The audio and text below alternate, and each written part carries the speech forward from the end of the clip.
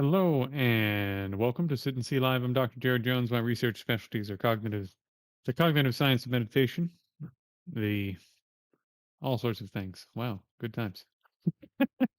My research specialties are ancient systems of meditation, the cognitive science of meditation, Buddhist philosophy, and the philosophy of science. I've been meditating and training in Buddhism and Taoism collectively for about 21 years or so, and I'm trying to make meditation more accessible to lay people living in the real world. My main background in terms of practice is Tibetan Buddhism and Dragon Gate Taoism in the Complete Reality School.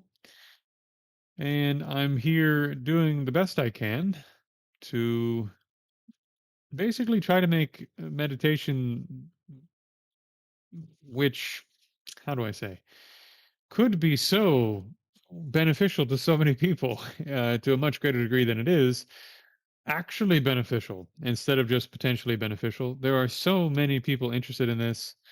It is a whatever now, $20 trillion a year business to teach people about meditation, supposedly, and yoga and all these other things that people are interested in.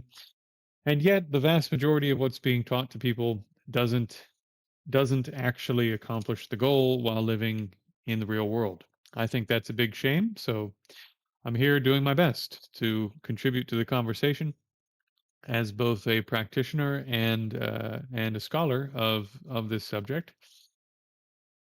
And yeah, so far so good. This is day number 60. Rejoice. 60. I think this is actually day 61, but no bother. Welcome, Jay.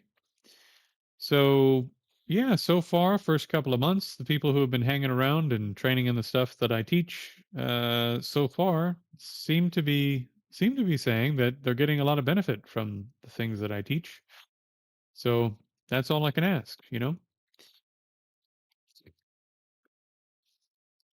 The way that I've decided to teach meditation, for those of you who stumble upon this later, is a more secular kind of approach.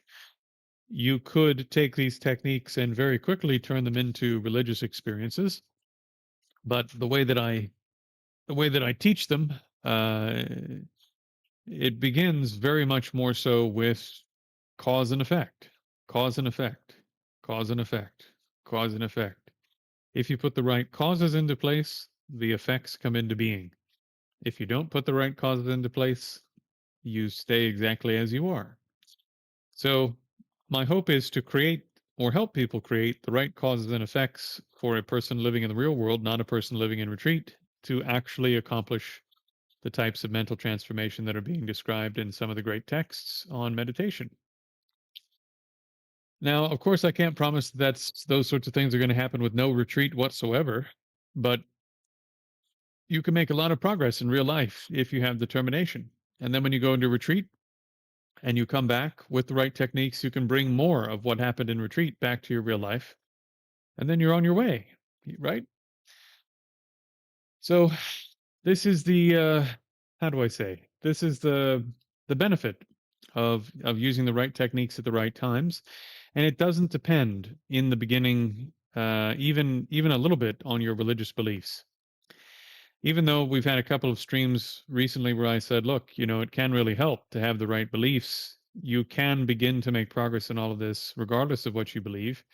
And if you come from any system that values internal transformation, transformation of character, et cetera, the techniques of meditation are going to be beneficial to you. How could being able to control more of what your mind does and change what your mind is in a positive direction, how could that be leading you down the wrong road, right? The only way it really could, as I covered in the video on mental health and meditation, is if you do a lot of meditation without anybody's help. That's how you end up in psychosis or just massively deluded about what's happening to you. But other than that, if you have a decent teacher, decent lineages, blah blah blah, you can make a lot of progress. And if you're a Christian and you want to have a heart that is stronger, better, has and more in line with the character described in your great texts, you can do that. If you want to be a better Sikh practitioner and use concentration to study your great texts and develop the character of a great Sikh practitioner, fine. Jain, Hindu, Buddhist, Mahayana Theravada, having a mind that's a sharper instrument, right? You can use that instrument to sort of cut whatever you'd like to cut or produce the most beautiful meal you'd like to produce. It doesn't matter so much what that meal is. As I've said before, sort of, I suppose, as long as you're not part of the international Satanist society, I don't really mind what you sort of which major system you're using these techniques to improve your heart with. I just want people to genuinely have access to these things that are so wonderful. Now, in this class, what I tend to do is spend right up until around 9 o'clock, if I can help it, right around 9 o'clock, give or take 15 minutes. I try to answer questions based on people's meditation practices, and then I try not to do too much about sort of theoretical stuff. I do open Q&As for that. But anything that is your actual practice from day to day, I do my best to answer those questions that people might have about their actual practices that are going on uh, from day to day. And then we do some practice together. So jumping into the chat, we have Saeed and we have Jay in the chat so far. So I'll start with Jay. With objective objects ruminating meditation, do I understand correctly that you basically hold the convincingness of the object in mind? With objective objects, this would be more like this would be more like you generate the actual correct understanding of selflessness, and then you hold that new understanding with concentration so that the object of concentration, sort of like when you visualize an apple or you repeat a mantra in your mind without verbalizing it, that you have a mental object, right? Or, sometimes you get angry and you're just sort of holding a particular thought in your mind, like, yeah, but she said this. And you're just holding that idea in your mind for 30 minutes and you can't get it to go away. So, like this, you hold that correct conceptual image, that meaning generality, that meaning image, that meaningful image but it's not a picture, right? It's just the actual definition or meaning of that thing. You hold that in your mind with concentration, and that is then objective meditation based on rumination. Hello, Mr. Z. Hello, Sasa. All right. Now you could also hold in that with that concentration the subjective object, which is, wow, I'm so convinced by this. Right? The feeling that you find that argument really compelling. So that would then be a subjective object where you go, well, I've come to this understanding of this sort of correct aspect of this. I find that so convincing. I'm really deeply compelled by that, and you hold the compellingness, the convincingness, or both. One part of your mind is holding the convincingness, the other part is holding the correct understanding. So you can play with it a bit. There's a little bit of wiggle room there. Saeed asks, some Theravada Buddhists accuse Mahayana and Vajrayana Buddhists of authoring fake scriptures in the name of the Buddha. What are your thoughts? Can Vajrayana respond to these accusations? Yeah. Um, let's take a practical example. But Saeed, do remember this isn't an open Q&A. This is your own practice sort of related, right? So try as best you can to keep the questions related to your own practice. But I'll give this a couple of minutes because this does weigh on some people's minds. So if you're a Buddhist and you believe, for example, that the Buddha was in Tushita heaven, to use two real examples from the Mahayana canon, okay? If you believe the Buddha as a bodhisattva was in Tushita heaven as a Theravada practitioner and he chose his mother's womb, and that the future Buddha Maitreya is in Tushita heaven, Venerable Asanga in the third century went into a cave for 12 years and meditated so that he could have a direct vision of Maitreya. at the end of which he had a direct vision of Maitreya. Maitreya took him to Tushita and taught him 5 texts. And then he came back, wrote those texts down, and said, Maitreya finally came to me after training in samadhi for 12 years, training in meditation and so forth for 12 years. You know what it says in the Theravada canon? That once you've attained like a couple of the jhanas, you can visit the heavenly realms at will. You can just go. So certainly after 12 years, for goodness sake, if a sangha has been training his mind in a cave in isolation, when you can attain samadhi in, with a bit of work setting things up, you can attain samadhi in the jhanas in 6 months or a year. I'm not sure what he was doing for 12 years that he couldn't get it done, but if we set that aside, that is more than enough time for a person to develop concentration, to go to the upper realms, to encounter the beings who are there, including the next Buddha, now Maitreya, currently a bodhisattva living in Tushita, and to take teachings from that being. We have examples like this in the Theravada canon. We have examples of the students of the Buddha going to the upper realms in the Theravadan canon and asking various deities and things questions. So this is a known thing in the Theravada. So the idea that you would say, oh, we can't accept that anyone, well, what do you mean you can't accept that anyone else could go and receive teachings from other great beings? And why not? That's part of the canon. That's part of the that's part of the Pali canon. Why would you not accept that those things are real? That you could do this? And the Buddha said, I'm not the first Buddha. The Buddha said, what? I'm the 29th, 28th, 27th. That there have been a whole bunch of Buddhas in this fortunate eon, and that there are going to be 1,000 more. So there are a whole bunch of bodhisattvas lurking around, relatively speaking. One of which who's in Tushita heaven waiting to be reborn as the next Buddha at the moment.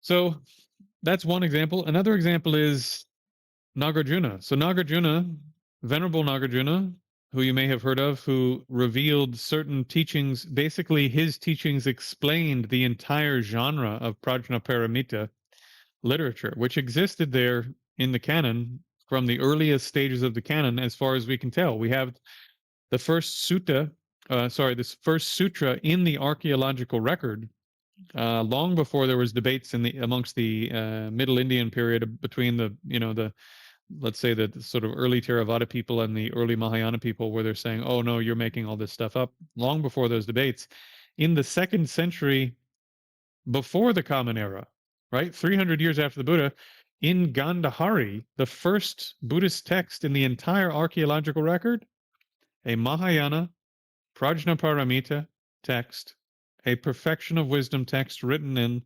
in Greek, derivative of Greek, right, or related to it, I believe, Gandharan.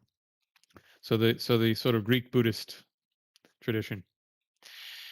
My goodness, that's kind of inconvenient that that's there. If you think all this stuff is made up, but anyways, so Nagarjuna then says, well, to interpret these texts, I went and I talked to the Nagas. Well, according to the Theravada canon, the Nagas are real, and according to the Buddha himself in the Theravada canon, the Buddha taught gods and human beings. The Buddha taught gods and human beings. Buddha is the teacher of all beings who are capable of listening to the Buddha. The Buddha is not just the teacher of humans.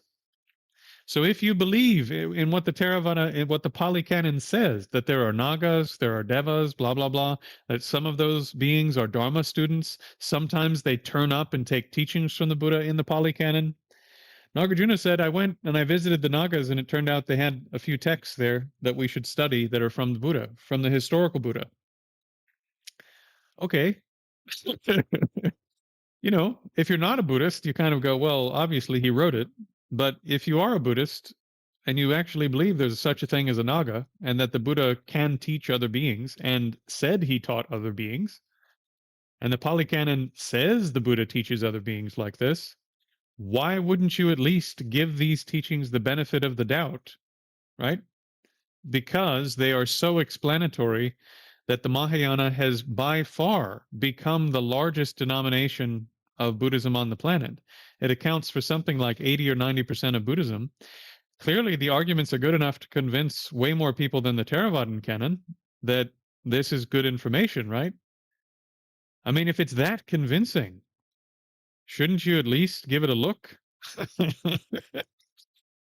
Okay, then same thing. This is a little bit further afield, I suppose, but the tantras. Um, the Pali Canon, the earliest copy of the complete Pali Canon we have is the 6th or 7th century Common Era. That's 1,300 years after the time of the Buddha, and that Pali Canon itself says, by the way, we edited this canon twice and we threw away a bunch of stuff that we didn't like. Excuse me?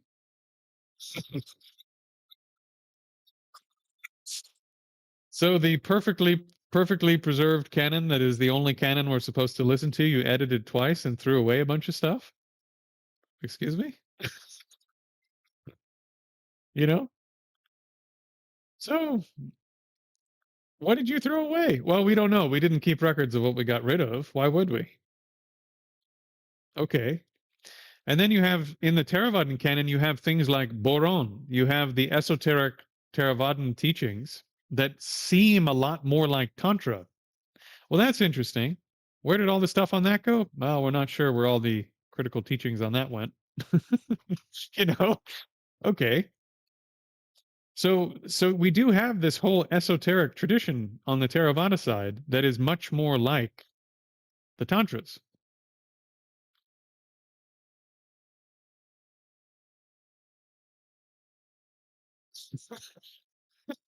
you know? So the more you look at it, you go, okay. Um, and if you accept, for example, that there are celestial bodhisattvas like the next Buddha, Maitreya, living in Tushita heaven, waiting to descend, and blah, blah, blah. And if you accept, as a Pali Canon person, that those beings can interact with other beings, because that's what the Pali Canon says, do you know who teaches the Tantras, supposedly? Maybe not celestial bodhisattvas, but celestial Buddhas, in part, is part of the transmission stream for the Tantras. So sometimes it's directly from the historical Buddha, but sometimes it's from another Buddha who's teaching this particular person, almost like a deva appearing to them. But obviously, a Buddha is not a deva, right?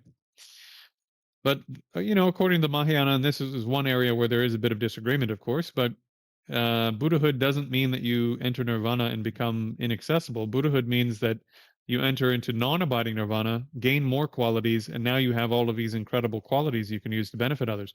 Where did we get that silly idea? From Asanga's texts and from the Mahayana Sutras, which also say the same thing. So the Mahayana Sutras say all of that, and then Asanga's text that he brought back from Tushita heaven, supposedly directly from Maitreya's mouth to his ear, to his pen, to our face, right? Says that. Well, that's interesting.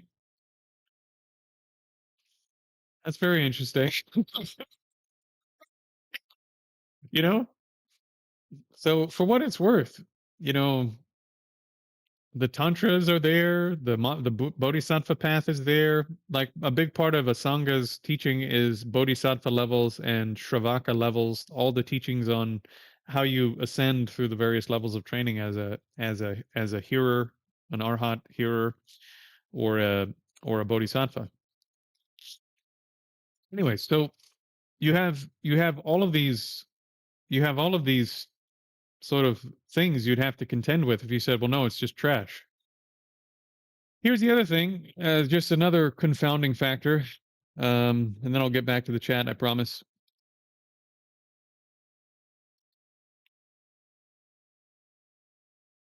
If you think this is the real point, actually, if you want to put all the religious stuff aside, all the sort of like, well, could they have done this? Could they have done that?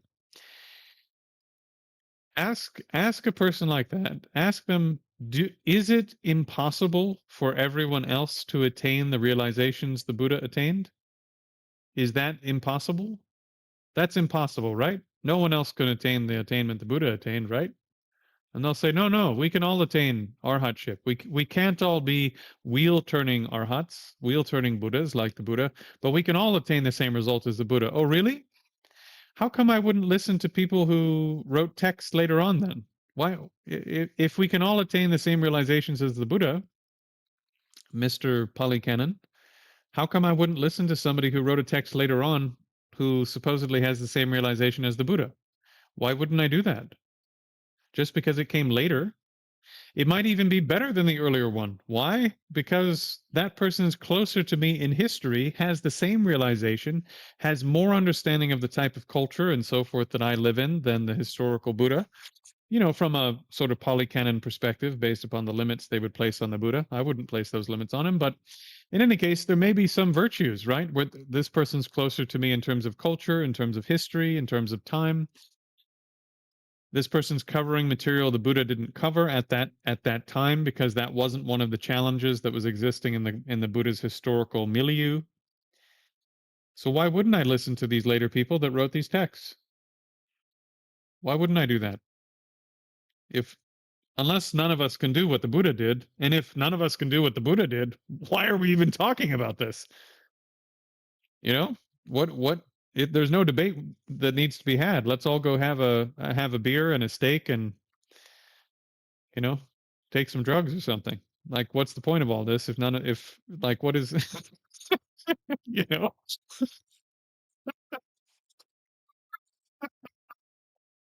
Okay. So this is how I would respond if I had. I mean, that took a little longer than I hoped, but you know, if I was going to respond for 10 or 15 minutes.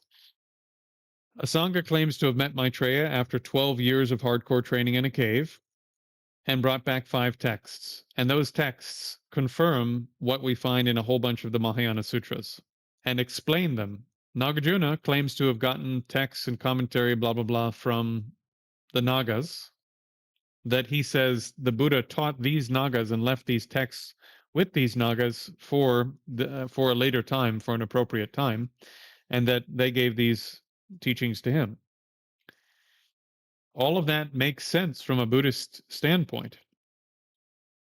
And then finally, you have, well, what about the Tantras? Well, we have Boron in the Pali Canon, and the Pali Canon says they threw away a bunch of stuff they didn't like twice.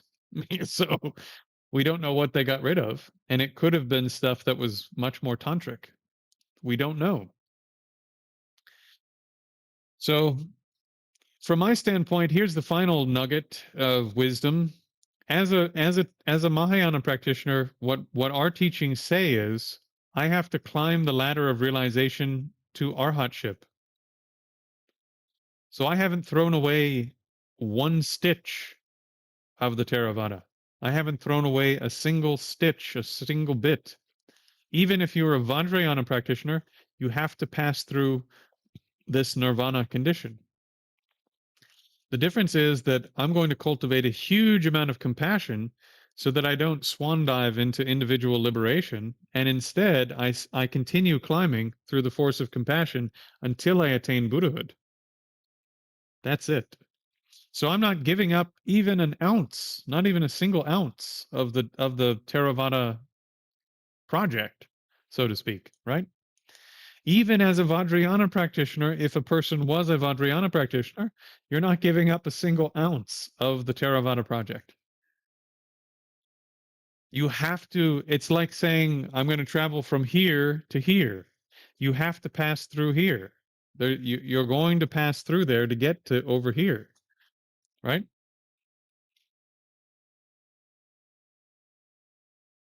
Okay. So Jay follows up on his previous question about meditating on an objective object in rumination meditation. So it's not just holding the proposition in mind. Holding the proposition in mind would be a stage prior to this. You're holding the result of having refuted, for example, the inappropriate notion of self as the object of meditation for the final part of the session.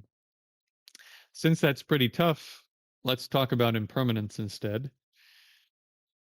For example, you analyze this cup and maybe you use the reason I can see it, Therefore, it can't be permanent. How do I know? Because it's made of parts, and it comes into existence due to causes. Because of that, it must be, even though it seems to be the same cup as the one that was here when I started talking, when I started this description, seems to be the same one, but I know it's constantly changing and therefore not essentially the same because light bounces off of it. If it was completely unmoving, unchanging, not changing from moment to moment, it couldn't interact with other things because unchanging things can't interact with other things. Therefore, it must lack stasis. And then my mind recognizes there's absolutely no stasis in this cup. I'm not resting on the last argument, I'm resting on the conclusion. There's absolutely no stasis there. And then I'm concentrating on that fact that there's no stasis there, even beyond the fact that I'm looking at the cup. I'm looking at an isolate of one of the qualities of the cup as a mental object. And so I'm looking at not even thinking about the cup anymore. It'd be like if I sort of, by way of analogy, I'm going to take this little chunk here, the orange, and I'm going to isolate that orange with my mind, and I'm going to just focus on the orangeness of the cup. Likewise, once I've analyzed this and realized that there's no stasis whatsoever in the cup, I then focus my mind 100% on the fact that there's no stasis, which is the mere absence of stasis, an isolate of the ontology of this object, which I'm sure helps precisely 3% because that's a lot of jargon.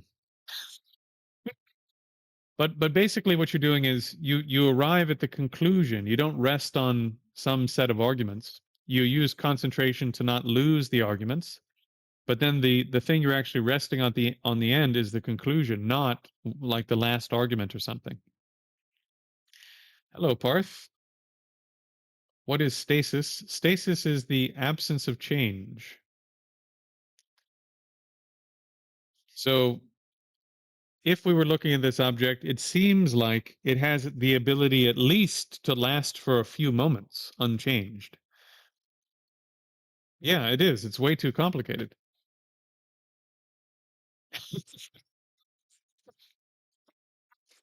You're absolutely right. It's way too complicated. Which is why in the text they say this is a meditative object for experts. This isn't a meditative object for like mm, the casual sort of Monday hop on the YouTube show guy. This is 100% related to practice. If you'd like to realize impermanence with regards to the cup and yourself and all things in reality, you have to do this. But this is a meditative object. They would say it's a meditative object. Actually, they say for scholars, for experts. You have to first be trained in all of this stuff before you can do this.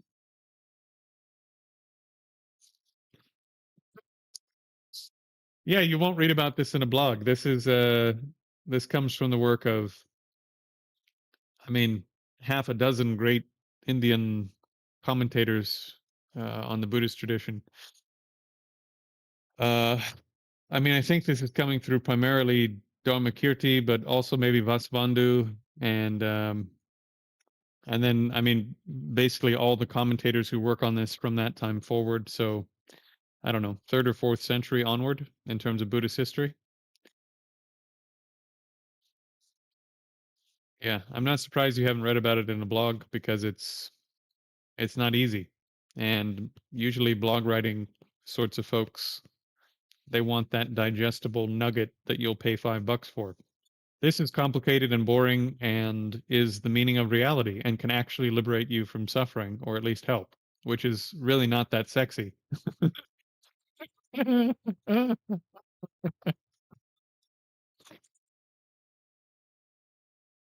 Oh,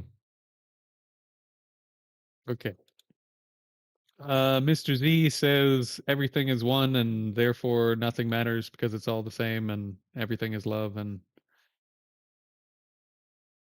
everything is all the same and therefore do whatever you want. Fantastic. Have a good. You try that. You try that for the next 10 years or so. I'm going to do what I'm doing, and we'll compare notes in 10 years, and we'll see how we're both doing. Okay? No problem. Uh, okay, Ashoka mentioned 7 books in the Rock Edicts. 7 books. Oh, 7 books would be. I'm not sure which books that would be. He may have been talking about different sort of verticals of Buddhist stuff, like Vinaya, Abhidharma, Sutra, Jataka. You know, sometimes things are divided up that way. He may have been talking about that. I'm not sure.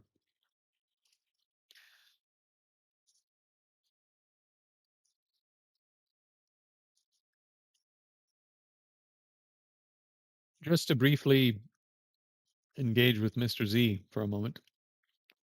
So Buddhism, unlike certain varieties of Hindu practice, are 100% definitive in saying we are not all one thing. We are definitely not all one thing. And there is no state of being in which you arrive at a condition where everything is one thing, like a universal Brahma, for example, or a universal consciousness, for example. This is actually refuted dozens of different ways and conflicted. The Buddhist canon conflicts with that idea in a number of different ways over and over and over and over again throughout its various teachings. So that you can find something like that in the idea of Brahmanatman or in some of the teachings of Advaita Vedanta, et cetera, et cetera. But there's no such thing in Buddhism. So if that's sort of your bag, then go do the Advaita Vedanta thing or the Hindu thing related to Brahmanatman or what have you. No problem. But that's not what's taught in the Buddhist canon. So if you want to know what's taught in the Buddhist canon and why we think that's better and why we think it whatever, hang out and learn a few things. To briefly comment on that related to practice, and then we'll do some practice. When you encounter consciousness, in the Advaita Vedanta tradition, they would say that consciousness itself appears to be Sat Chit Ananda. It appears to exist in and of itself. It appears to be knowing or aware, to experience stuff, and it appears to be blissful. And Buddhists agree with 2 of those things. It's blissful and it's knowing or cognizant. We also agree when you just look at it, sort of like when you just look at this cup, the cup just looks like it could have a moment of stasis. It could remain unchanged for a moment or two, at least, right? If we're not thinking about it too hard. Likewise, when you just look at consciousness, we agree. Your deluded, ignorant mind, which from infinite time has had this problem of seeing things existing in and of themselves, will look at your own consciousness when you experience it. Even if you spend years meditating on it, will look at your own consciousness and go, yeah, this thing inherently exists. This thing definitely inherently exists, and it's probably unchanging too, and probably doesn't need anything else to exist as it is. We agree with you 100%. It looks that way. But this cup also looks like it's inherently existent, and this cup also looks like it's unchanging from moment to moment. We have a misperception problem that is pre-conceptual. One more time, we have a misperception problem or a misknowing problem that is pre-philosophical, pre-religious, pre-thought, pre-concept.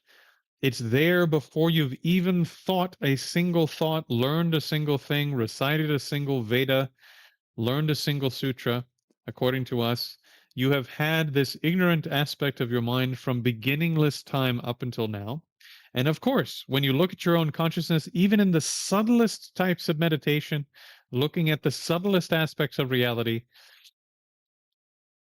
you'll see them as inherently existent. So, of course, it looks like it's Sat Chitananda. It looks like this Sat aspect, this being existent aspect. Of course, it looks that way. We would anticipate it to look that way based upon what we find in our texts. And I can tell you from personal experience, if you were to sit here today and experience your own consciousness, you'd probably think it exists like that. I went to one of my teachers at one point and said, "Hey, I'm having these experiences." I didn't put it quite this way, but looking back, I would put it this way. I was sort of like, "Am I becoming Hindu? Because it seems like my mind is unchanging and self-existent." That's how it looks. And he goes, "Yeah, that that is basically was his answer. That is how it looks." So what do you? Okay, so what do I do? That's that's the beginning. That's not the end. That's the beginning of you getting out of the problem in an important sense. Maybe not the beginning, but it's, you know, you got to do some work to get there too. But accessing your consciousness and seeing it in the normal diluted way that you're going to see it when you see it for the first few times, that's the start of a process you're going to finish by analyzing how it actually exists when you're not simply just looking at it.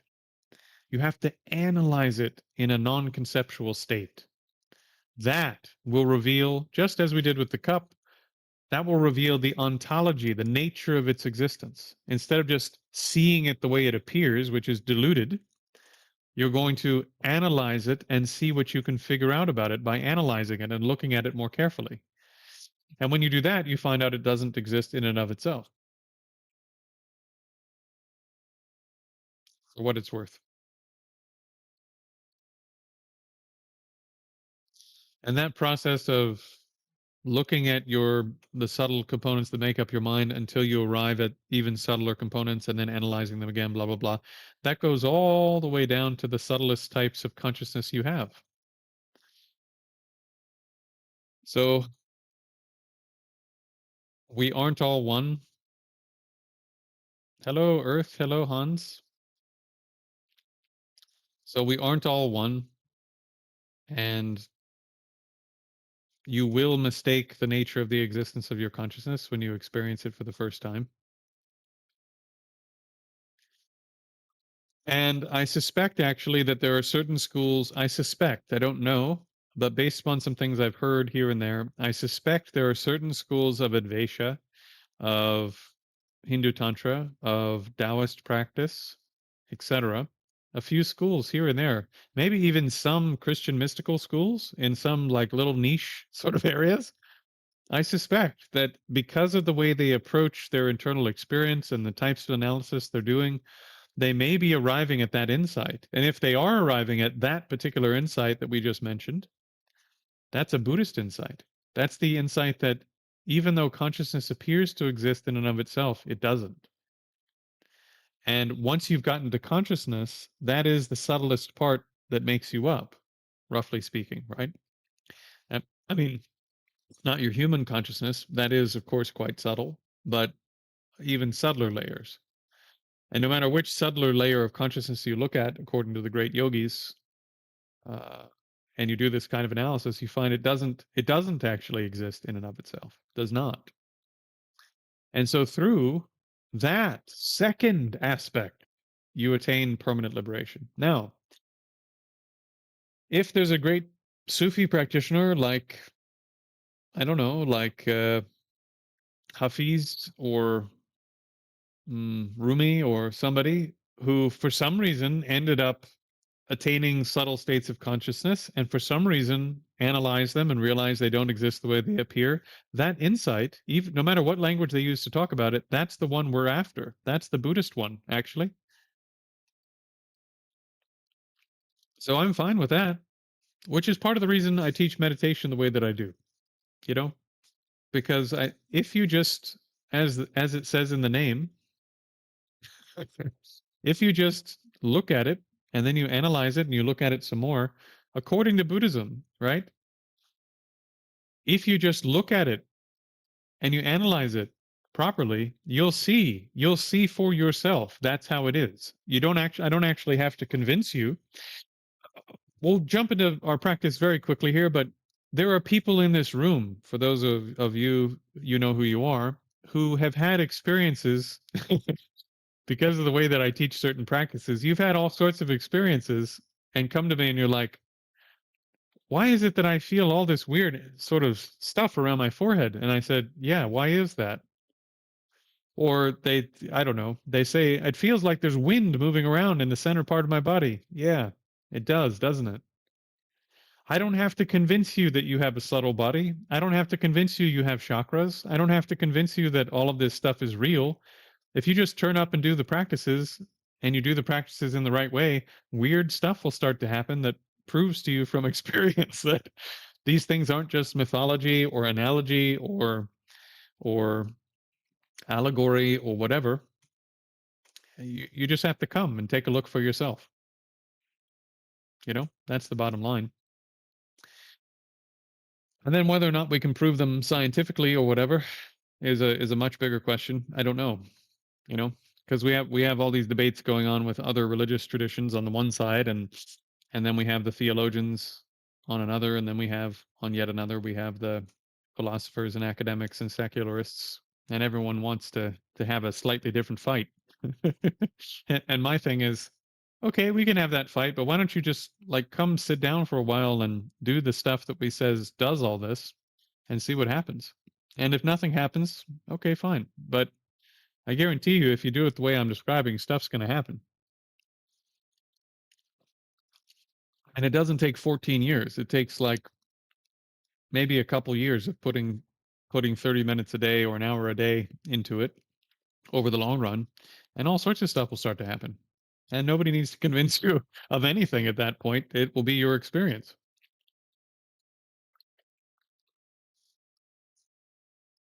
Okay. I think we'll do a little bit of seated practice today.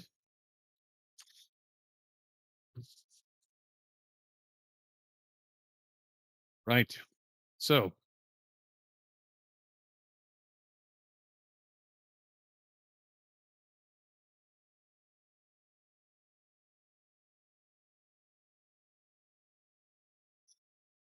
nothing wrong with feelings of intense love.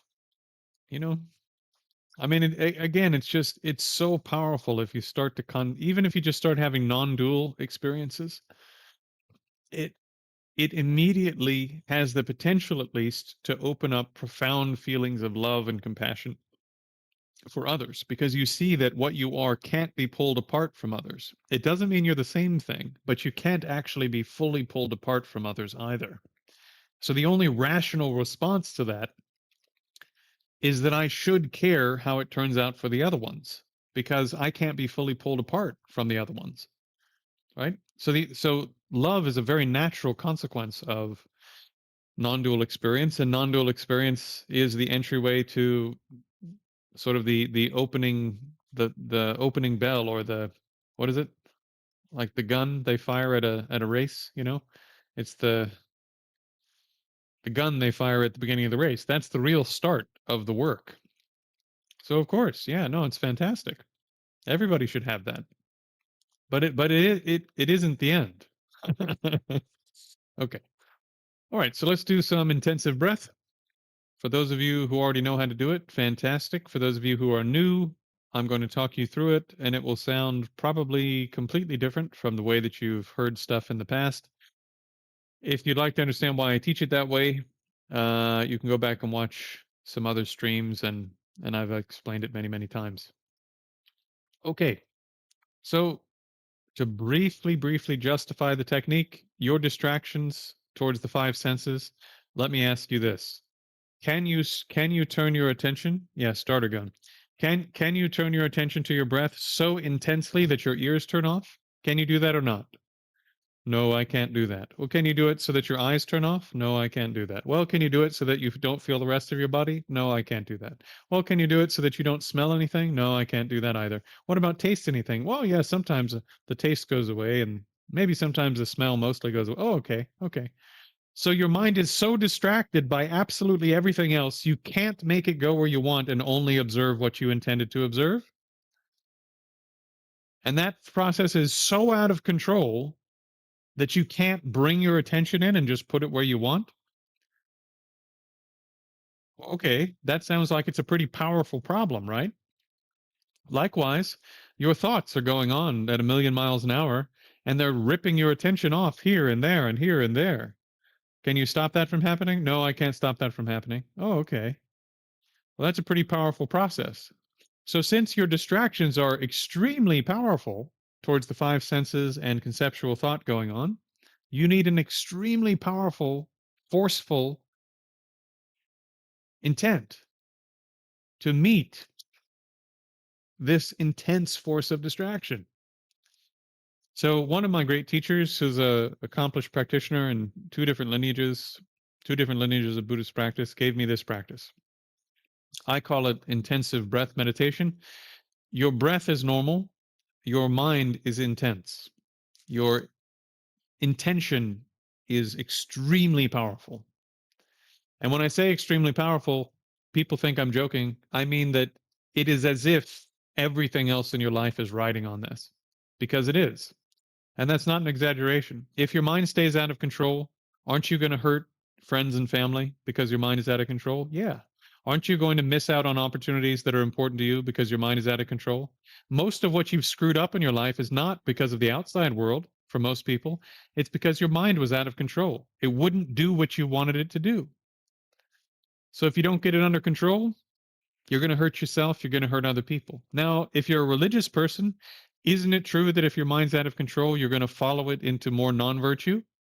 Defined however you'd like. Could define it as sin, define it as this, define it as this, define it as bad karma. I don't care what you define it as. Aren't you going to do more non virtue? Yeah, you are, because your mind is out of control. You can't make it do what you want. So everything in your life is going to be worse. Everything, everything will be worse. On the other side, if it's under control, you'll get more of what you want in a conventional sense. You'll hurt less people and you'll benefit other people more in a conventional sense. And if you're heading down a path of personal transformation in whatever system you're in, you'll do that more effectively if your mind is under control. So everything of importance to you is riding on this 5 minutes. And you should meet the force of your distraction, your fucked up mind, pardon my French, which is literally trying to destroy your life and destroy your family's lives and your friends' lives, right? Because it's out of control and doesn't know what it's doing half the time. And also trying to stop you from attaining everything of value in the spiritual world. This is coming in like a freight train from this side, okay? You have to meet it with every single cell in your body, every single ounce of force you have. In particular, because if you were in retreat, you could just let your mind settle down for 3 or 4 days. And then once the mind is settled down, then you can do whatever technique you want. Here in real life, where you stir your mind up constantly and you have 30 minutes a day or an hour a day to practice, you have to meet all of that distraction that you have no time to settle down with extreme power to make it settle down. So this is how you do it in real life, not in a retreat. Okay? So hopefully the reason I'm spending time on this is if you have doubt about the technique, then the unit that you're using to train the mind, which is the mind, if it has doubts, the wavering of the mind means that you can't apply force. So you need to have confidence it will work. Secondly, you need to have powerful motivation. Motivation creates intent. I'm going to do this because everything else is riding on it. Therefore, the force of my intent very strong. Okay? Here's the analogy I'd like you to think about, and then we'll do the 5 minutes. The analogy I'd like you to think about is think about someone you care about. Some of you have done this with before. Think about someone you really care about and imagine that you're out to lunch with that person, okay? And you're at a cafe, you're on the sidewalk, you're at a cafe, and you're with this person you really care about, younger sister, younger brother, mother, father, best friend, childhood friend, whatever, okay? And imagine you're sitting there with them and they say, "Oh, I need to run across the street and grab a bottle of water from the store before we leave." And you say, "Okay, no problem." And you're sitting on this side of the table, they're sitting on that side, and the road is over there, right? The road is over there. And they stand up and they're looking at their phone or something, and they take one step into the road, and you see a car coming. They don't see it. They don't see the car coming. You have a table in the way. You have stuff in your hands, but you have about 2 seconds to respond. Hopefully you feel that feeling like I'm going to do absolutely whatever it takes to cover the distance between me and my mother or my sister or my brother or my best friend. I'm going to flip this table. I'm going to throw whatever's in my hands. Every ounce of me is going to arrive there and stop them from getting hit by the car before that happens. Can you feel it? That's the feeling of everything riding on a few seconds of effort, a few seconds of decisive action. You feel it? Hopefully, you feel it. So, when you place your mind here, that is the mind that you need to meet your distractions. Every single cell will go into every single aspect of your being will go into placing and holding the mind on the activity, which is breathing and counting. The whole activity is breathing and counting, not just the breath, for just 5 minutes. And when you get done, you should be a little bit tired because it'll be a struggle because your mind won't want to stay there.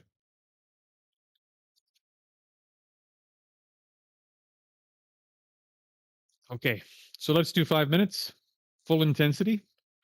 When you count, you breathe in, breathe out, and in between the two. So as you're finishing the out breath before the in breath begins, you count one. And you say the way that I teach it, you say the number one, for example, very loudly in your mind with the same force that you're using to keep the mind here. So one, right? Very powerful. And then you visualize the number one in front of you about arm's distance and about the size of your thumb, about the level of your eyebrows here in front of you. And your eyes are closed, of course, but about there. Okay? If you are the type of person who can't visualize, then just say the numbers loudly. And don't make the numbers super crisp and clear and blah blah blah. They're just there for a fraction of a second in between the breaths, and you're carrying on with the breath. All right, here we go. 3, 2, 1, begin.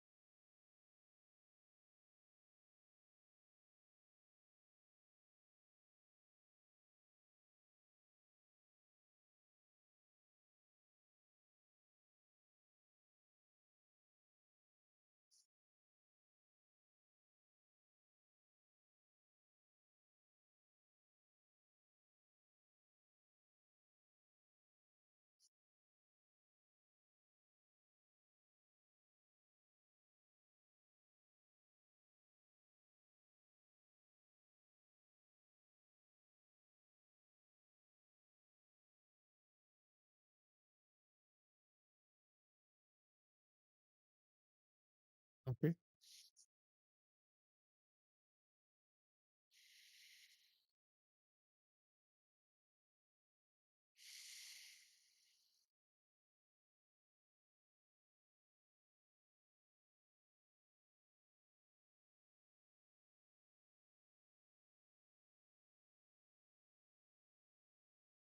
So,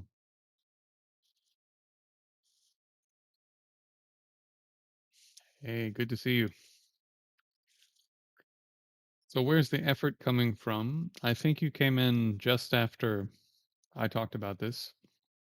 So, if you rewind the stream to 9, my time at least, by about 10 minutes, then I talk about this. So the key things are, number one, you need to remove your doubts about the technique itself. Because if you have doubt about the technique, since your mind is training your mind, if there's doubt, then there's wavering in the intent. And so sometimes the intent is there, sometimes it's not. It's right. It'll be weak.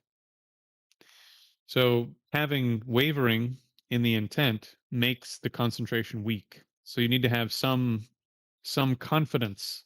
And the more confidence you have in the technique, the better. And some of that will come from doing the technique and having it work. The second aspect is the very conventional, let's just say, the why. Why are you doing this? And what the great texts say is you should contemplate the benefits of doing it and the drawbacks of not doing it. And so we did a brief contemplation of here are the drawbacks. You will lose out on more stuff you want because your mind is out of control. You're going to hurt other people and do more damage to other people if your mind is out of control.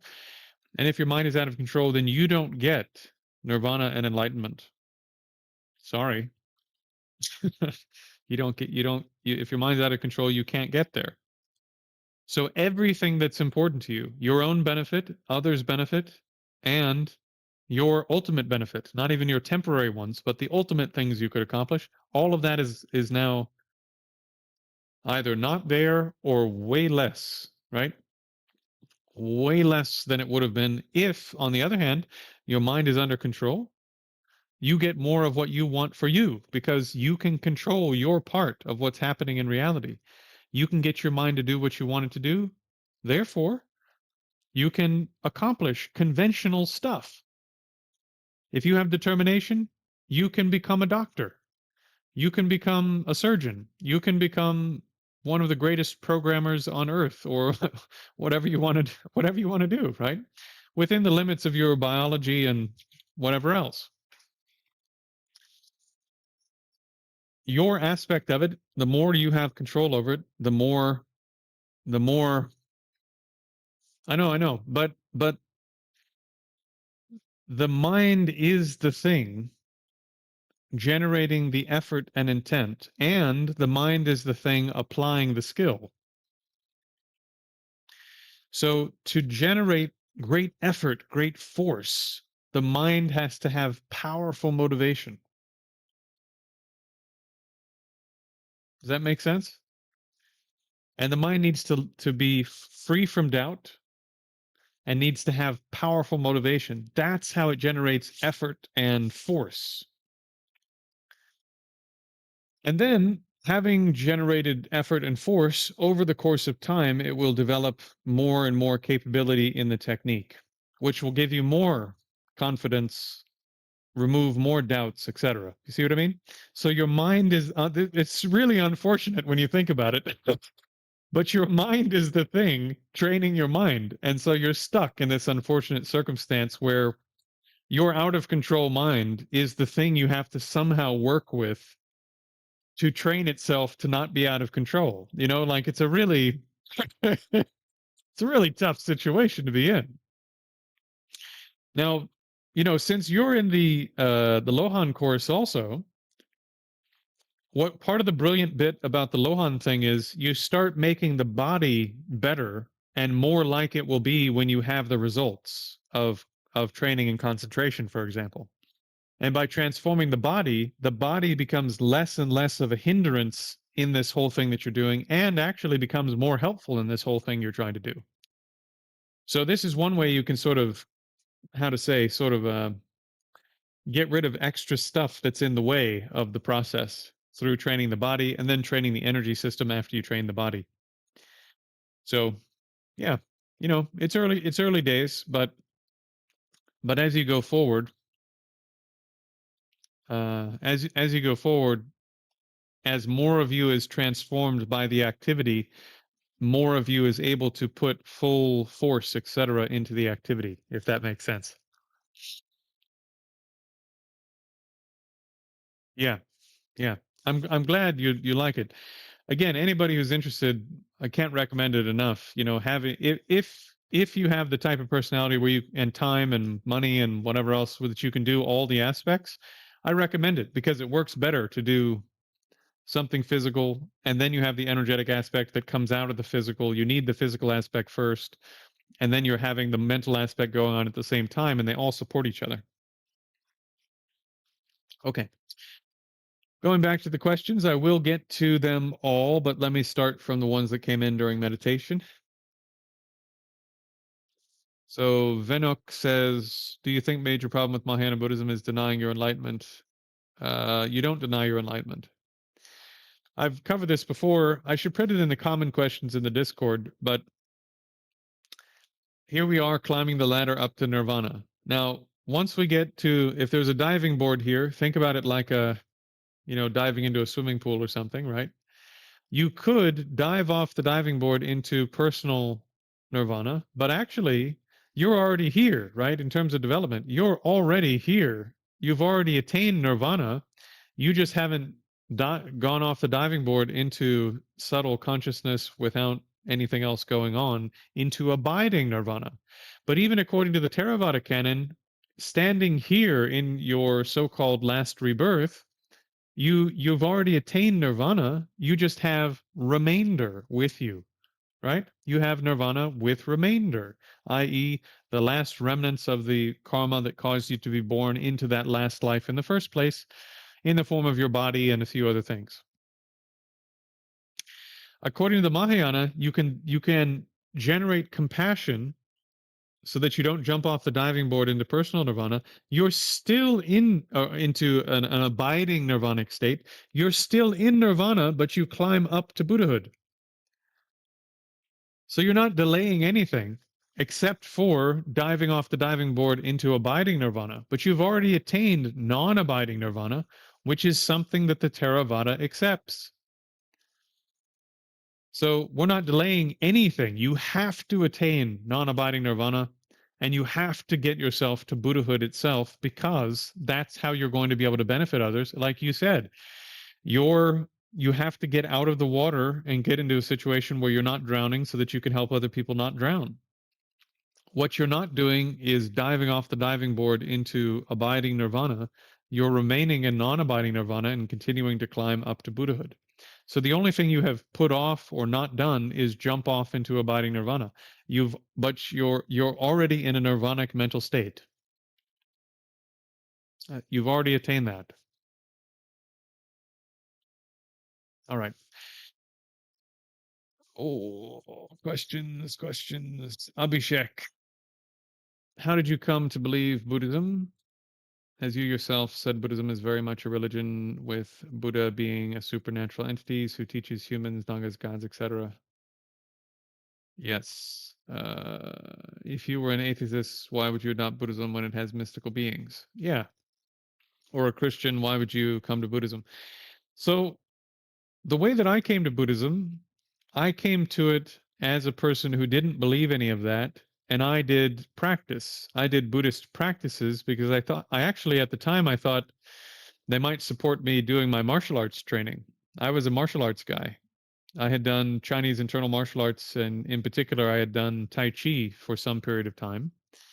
And I thought meditation might be kind of an interesting. I didn't really think it all the way through. I was kind of a young guy.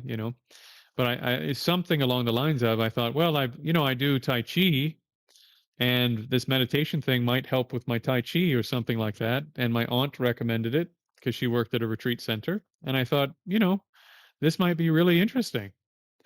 And then I went and I did a retreat, And during the retreat, I had, at least for me at the time, unbelievably profound transformative experiences. And I came out of the retreat convinced that this is what I had been missing my whole life. And then I started learning about Buddhism, and as much as I wanted to, I couldn't believe all of the supernatural, so called supernatural stuff, what I would now call super normal. It's outside the range of normal. It's actually all within the range of natural, because if things exist, they are natural. If things don't exist, they are beyond the natural. There's only natural things, right? There's nothing that actually exists outside of nature. So there are certain things that aren't usual or normal. So those are super normal things. Why do I now believe that super normal things are real? Well, I went through a lot of training as an academic and have a very sort of skeptical academic mind and have done all that training. And over many, many, many years, I've encountered great practitioners who did things that are impossible. That helped. If people stand in front of you who are otherwise reliable and not trying to get any money from you and have actually kicked you out of the place that you're doing your training several times because you were a prick and really don't care if you come back or not if you're going to be a prick, right?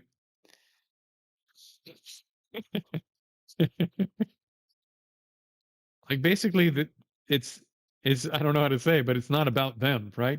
And then they show you stuff that is like what you read in the text. They show you things that are beyond what's they show you super normal things from time to time. After you've been training with them 5 years, 8 years, 10 years, 12 years, and you go, "Oh, I thought that was a myth, but now I'm looking at it right in front of my eyes." I thought that was just like something. So there was an analogy for something. It's not an analogy for anything. This guy's doing that right in front of me.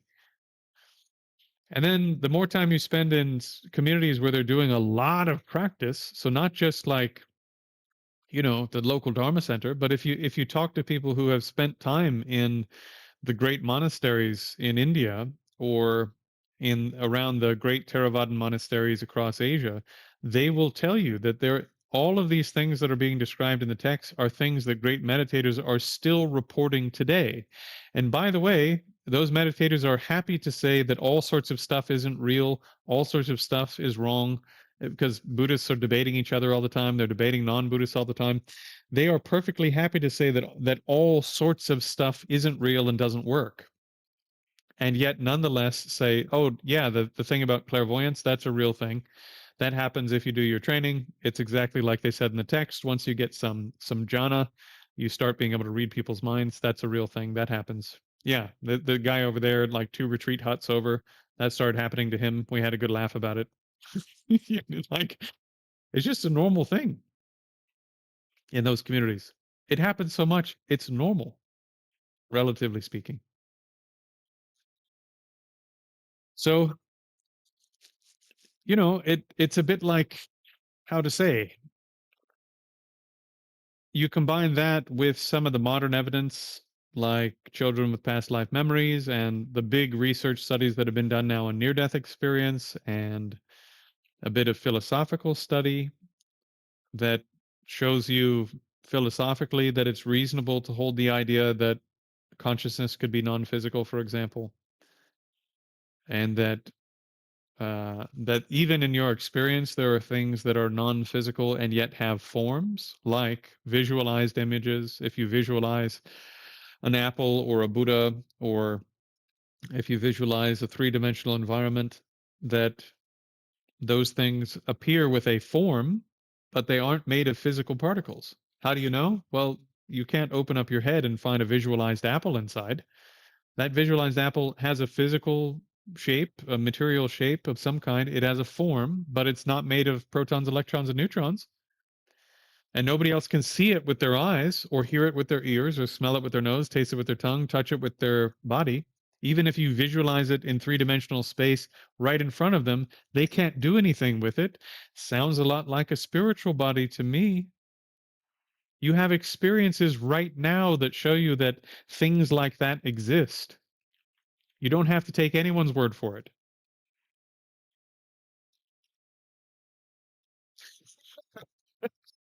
Anyways, there's a whole bunch of different things that have combined over the course of 21 years to convince me. Some of them personal, some of them in my practice, some of them based on interacting with great yogis, some of them philosophical, some of them scientific, that have brought me to the conclusion that I think all of that stuff is probably real. Okay.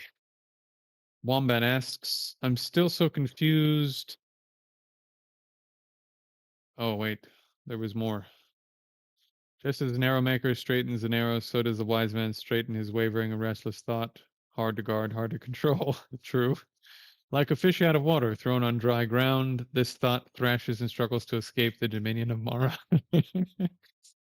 Yeah, exactly. You try to place your mind on the breath, and the force of your distraction, if you're doing it right, becomes immediately obvious. And it should, within a matter of days, become clear to you that your mind is radically out of control in a way that you didn't expect when you first started doing this. You know, it's really different than you thought your mind was kind of under control, especially if you've done hard things. If you've worked in a difficult industry, you've made some money, you've built a business, you're fairly capable, you're relatively socially capable, you know, whatever it is, you think, well, I'm already a pretty focused person. My mind is already pretty under control. And then you try to keep it on your breath for 5 minutes and your mind seems absolutely nuts. And usually with after that experience, within a few weeks, you start realizing that your mind is nuts all the time and that your emotions are actually not that well under control. And most of them are a lot darker than you thought. So that's the quintessential experience of beginning the process of training the mind. Mm. Yeah, the Dhammapada is a fantastic text. Right. Earth asks, I'm so confused about meditating on consciousness. If I don't intentionally think about something, there's not much to observe. So how do I know that I am meditating on consciousness? It's really tough, Earth. It truly is. Consciousness has no color, no shape, no smell, no taste, no sound, no tactile sensation.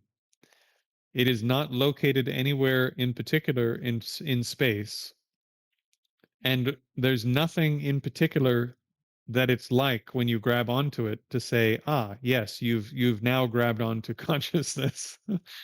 It's formless. The only thing really about it is that it knows things and it gives rise to experiences. And so actually getting the mind to contact the aspects of itself that are knowable by itself is really tough. And this is why when I hear teachers say, oh, just sit and observe your mind, I'm like, yeah, good luck, you know? Good luck just observing your mind and the contents of your mind when it's a formless object with nothing to grab onto whatsoever. And your mind is so out of control, you don't even know when you're having a thought or not. Good luck, you know? It's extremely difficult. This is why, I tell people if you want to train in my stuff, it's probably like 4 or 5 years. Over the first 6 months or so, you learn the techniques. And then 4 or 5 years, you're developing capability in the techniques until you've tasted all the real stuff that you can do with them. And then from there, I think the possibilities are really open for you heading down the full path of any kind of lineage practice in any tradition that uses meditation that you wanted to. And you could go further down the path of training in Mahamudra, for example, by going through a Kagyu school or going through a Gaelic school, or you could go down the Dzogchen path, which I think is similar in some ways. So these are there's no quick answer. You have to do the practice, unfortunately. You got to do the practice, and at some point you start to go, oh, I've pulled the mind in from the senses, and I've arrived at consciousness. There's nothing appearing in front of it, but I'm now abiding on consciousness. It's really not easy. It's subtle. Okay. According to Buddhism, where are the Nagas and gods and Rakshas? Where are they? Do they manifest in the material realm with an interactable form, or are they only present in the plane realm of consciousness? So, in my understanding, those sorts of beings, they have, for lack of a better term, sort of interfaces with physical reality, where they can enter physical reality with forms that are basically, they're made of protons, electrons, and neutrons. But um, like a deity, for example, could have hundreds of palaces inside of a tree. So obviously, those palaces aren't inside of a tree in any ordinary sense. So there's almost like a virtual space in which, if you had the right type of consciousness, you can enter into that location. And there's all of these sort of actual objects there made of not matter, but made of form, which is maybe not a very satisfying explanation, but it's kind of the best we can do, I suppose. So yeah, those things aren't located in the physical universe in any ordinary sense, but some of them have overlapping locations with stuff in the physical universe. There's an interesting story. I don't know if FPMT has it published anywhere, but Lama Zopa one time, who's an extremely clairvoyant Lama, a greatly accomplished meditator, and all of this, Lama Zopa Rinpoche. He was walking down a path one day. Oh no, sorry. He was somebody brought him chamomile tea, and when they set the tea down, he goes, and they said, Rinpoche, what is it? And he goes, there's a hell being in my tea. And so apparently they did a big thing for the hell being that was trapped in Rinpoche's tea.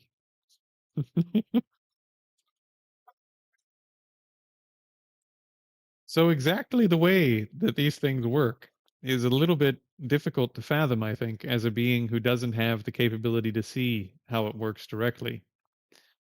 And I'm actually okay with that. Uh, let's see. I had a comment in reply, a short video in India, experiments on consciousness without scientific methods. I told him there are some experiments in New Zealand about these things. Yeah. I mean, the most recent experiments on near-death experiences and so forth, I think have produced results that are compelling, personally. I think the research on children with past life memories, the best of those cases, I think, are compelling. And furthermore, if you look at the special status of consciousness interpretation of quantum mechanics, that basically necessitates that consciousness isn't made of the stuff that it is collapsing from potential into actual physical events. And therefore, not even implicitly but explicitly, there's a description in some of those schools, like the one from von Neumann, for example, who didn't quite go as far as his students, but nonetheless described, if consciousness is like this, it would need to be non-local, for example. So it's not, if consciousness exists in the way that it needs to exist, let's say, to cause the collapse of the wave function and therefore give rise to physical objects like this, that type of consciousness needs to be non-local, not just sort of something that comes about because it's stuck in your head and it's kind of occurring right here, right? And that idea still has traction today. There are still physicists, some of whom are working at the greatest universities in the world, who hold this position that consciousness basically is something that can't be pulled apart from physical reality, and probably it's not the same as physical stuff in the way that we understand it. And then there are now, I think, half a dozen different ways people have conceptualized that. Uh, so for what it's worth, yeah, there are reasons in our own culture to think that consciousness is non-physical, that consciousness transmigrates, so to speak, from a previous rebirth to a new one, and that it doesn't end at death and carries on after death. And the research on that, I think, is pretty good at this point. It is, without a doubt, as a person who'd like to think, let's say, that life doesn't begin at birth and doesn't end at death, this is probably the best time in history to be alive. I think quite a few Christians and Abrahamic folks, they don't like some of the rebirth memories sort of research because those people remember being in a previous life which doesn't fit their view. So they would love to discredit that research as much as they can. And then there's this sort of secular atheist thing where they're going, well, like, can you even call this science? But if you look at the research methods, they're quite good. And their conclusions, scientific conclusions, are conservative ones. Of course, the conclusions you might draw that sort of beyond the scientific, this, how to say, sort of beyond the scientific, what you might say as a scientist, you can go a little bit further than the scientific one. Because to prove rebirth, you would need like to show physically or whatever that something moved from here to over here. And that's a big scientific project. In terms of inference, someone has had a life here, for example, and then produces extremely specific information in this new life that couldn't have been gotten even by their parents or relatives or through the internet or whatever, right? From this previous birth. So this provides compelling evidence. I've given examples like this before, but there are, if you read the actual case studies for this, let me grab a couple books.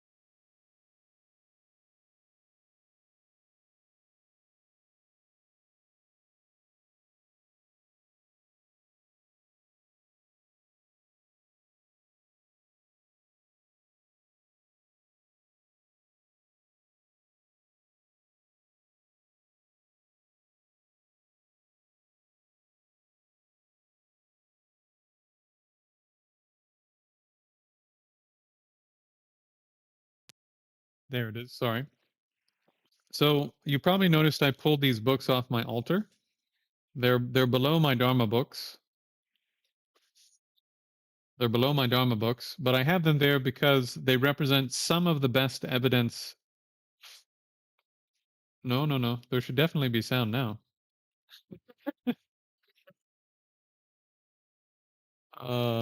Okay. Yeah, should definitely be coming through. So this book, for example, Quantum Questions, Ken Wilber, has a number of the sort of, how to say, a number of the writings by physicists over the years that, how to say, sort of connect consciousness and physical stuff in a way that they seem to be two different things, right? In a number of cases. And that's really interesting that some of the smartest people working in the science of physical stuff think that mind, consciousness, might be something different than physical stuff. That's worth considering. Next, life before life. So Dr. Jim Tucker, who's there, So Dr. Jim Tucker inherited the Children with Past Life Memory program from Dr. Ian Stevenson and has continued to improve the research methodologies of that program. And this book, I'll put it on the screen one more time, has a number of the case studies, and it also describes the research methodology that they're using in some detail. So it gives you a good sense of, okay, here are the controls they have in place, here's the type of evidence they consider to be good, and here are a few case studies that were particularly compelling from the case studies that they have available. And then the last bit, End of Life, Consciousness Beyond Life, so by Pim von Lommel. So this is a really interesting book. You can see I have it all marked up. Um, This is a really interesting book because he is, if I'm not mistaken, an anesthesiologist. He's an anesthesiologist or a surgeon, one of the two. But in any case, this is about a huge research study that he was a part of, and in what was it, Netherlands maybe? It was somewhere in, I think, one of the big three Nordic capitalist countries, if I'm not mistaken. So they did a huge research study where they took heart transplant patients or heart surgery patients, something like this, patients where they knew they were going to be dead on the clinically dead on the operating table for a period of time during the surgery, right? So there's all sorts of cases where you could be in surgery and could be clinically dead for a period of time, but a surgery where they are doing a heart transplant and literally taking your heart out of your body, there's going to be a period of time where you are clinically dead, period, right? So they took heart transplant patients, if I'm not mistaken, and they did a longitudinal study where they basically asked how many of you had a near-death experience, and what effect did that near-death experience have on your life? Blah blah blah. All right, and they found that somewhere between 12 and 25% ish, I think, of people who are clinically dead on the operating table have a near-death experience. And of those, some percentage have a full-on near-death experience where you have all of the steps and stages that are typical of near-death experience. And again, if you look at the research studies from the what's his name, Dr. Gray, I believe, he's sort of the big guy in near-death experience. Near-death experience.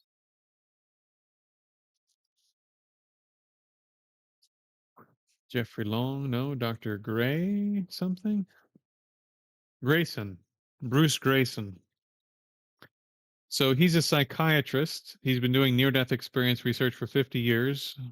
Dr. Bruce Grayson, I'll put in the chat. If you look up his research, they've actually have some really compelling cases where people have brought back specific pieces of information that are, once again, sort of like children with past life memories, highly specific pieces of information.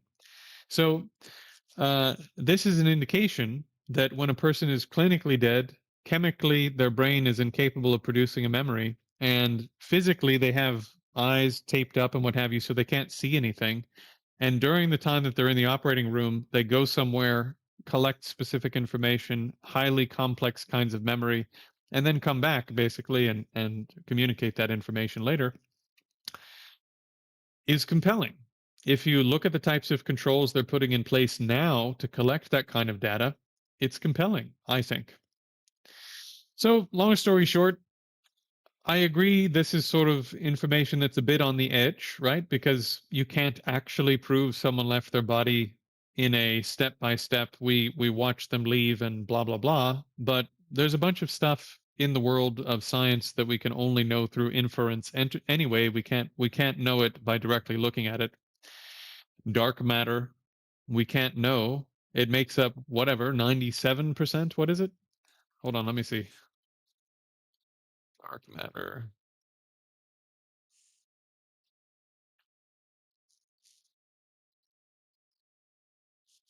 Right. Dark matter and dark energy make up 85% of the universe, and we can't measure them. We only know they're there because they have effects. We can't detect them directly. We only know that they're there because they have effects in the world that we can then we can look at, like the way that they magnify certain images using gravity, right? But they don't fit in the standard model of physics anywhere. So science isn't in the business actually of making anything exist. Science is in the business of trying to figure out methods for describing something that exists that already exists. So it doesn't, in a sense, it doesn't matter if there's scientific evidence for something or not. It either exists or it doesn't exist. Science is one method we have for trying to explain, predict, and control things that exist, right?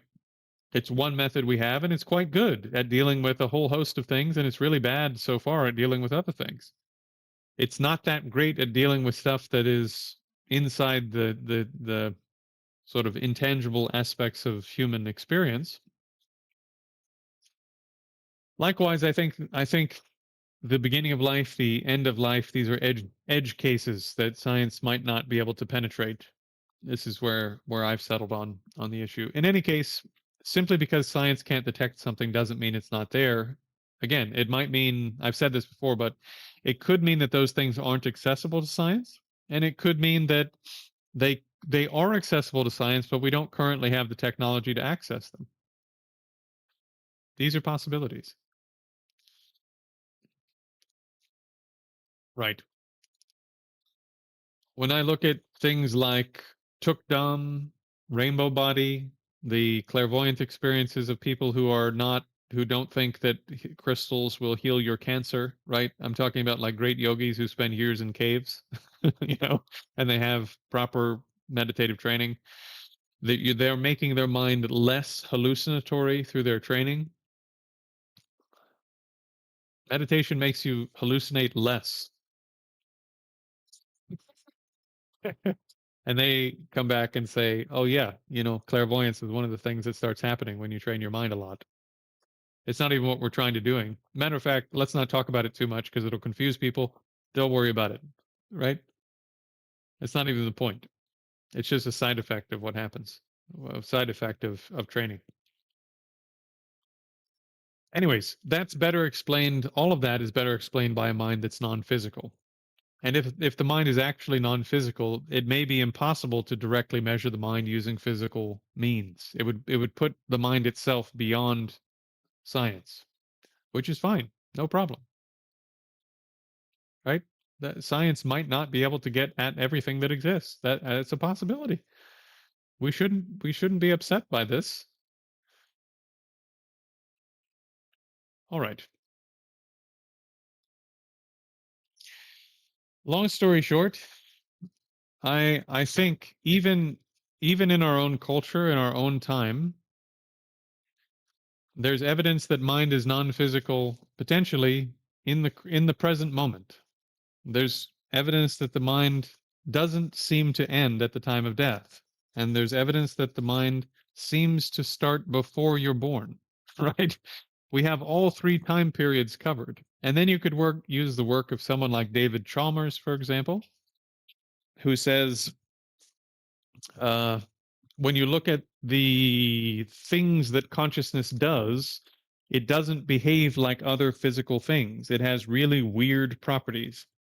In fact, there are no colors in reality. There are no shapes. There are no sounds. There are no smells. There are no tastes. There are no tactile sensations anywhere amongst electrons, protons, and neutrons. And yet we have those experiences all day long. There are no mental images amongst protons, electrons, and neutrons. And yet at least half of our world as human beings, our experiential world, is made up of our private interior world of experience. Protons and electrons and neutrons don't have those things. We do as conscious beings. That's weird. If we're just made up of protons, electrons, and neutrons, that's pretty weird. So in the sort of in between life and death, in between birth and death rather, we have philosophers and physicists saying mind might be non-physical and that mind has a relationship with the physical world that might explain, I don't want to get too detailed because you can't say all that much, but that it's plausible that we can explain the mind body problem, even if mind is non physical. Let's just say that. Because it seems like mind has a relationship with physical stuff, even if it's not physical itself. Likewise, near death experience on the one hand, children with rebirth memories on the other. So not only can we have a good reason in the present moment to think, my mind is probably non physical for all of these reasons, we have evidence on the side of birth and death showing that consciousness seems to come from somewhere else and leave and go somewhere else at the two critical junctures where consciousness is sort of at a crossroads, so to speak. Right? So if probably I wouldn't believe all of this stuff if none of that evidence was there. I don't think I could make myself believe it all just based upon what meditators say. I would be sitting here saying, I'm waiting to find out. You know, that would be the best, most intellectually honest position I could hold. But after years of looking at all this and looking at the both sides and looking at the philosophy and looking at the physics, which I used a little bit in my PhD work, I think it's a better explanation for part of the proof that an explanation is better is that it explains more of what's going on in terms of what you find in reality. I think consciousness being non physical explains a lot more of what we see in reality. Why do you have near death experiences? Because consciousness is non physical. It's just sort of stuck in a body, you could say, for a period of time. That's why it leaves after the body dies. Okay, why are there children with past life memories? Because mind is non physical. It comes from somewhere else and it arrives in a body here and it's in that body for a while and then it carries on at the time of near death experience. Why is it that you have qualia that aren't actually physical things and that your interior world is made up of image and all this stuff that's undetectable, utterly undetectable by physical instruments, including the ones designed by nature to detect physical things? Well, because your mind is non physical and it generates non physical stuff. This is what it does. Why is it that some beings can become clairvoyant? Because the mind is non physical. Non physical things aren't bound by the normal boundaries that are limiting your senses. Your mind can go other places, hear other things, see other things, do other things. It's not limited in terms of the ordinary boundaries of time and space. It's not physical. So why the not why, sorry, rather the explanation that your mind is non, or the worldview, the model of your mind being non-physical explains all of these edge cases really easily, which is a mark of a good explanation. Why is it that consciousness, if we're taking a special status of consciousness interpretation of quantum mechanics, why and how is it, roughly speaking, that consciousness can have an interaction with particles that brings them from a potential state of existence into an actual state of existence? Because it doesn't depend on them ultimately to exist. It doesn't depend on being a brain to do what it does. Particles come into existence with consciousness collapsing them into existence in a certain way. And how does that do it faster than the speed of light over huge distances? Because consciousness is non-physical and it's non-local. It's not limited by needing to move through time, needing to move through space at the speed of light. It's not located in one place in physical space. It can collapse a particle from potential into actual particle anywhere. This is better explained by a type of consciousness that's non-physical.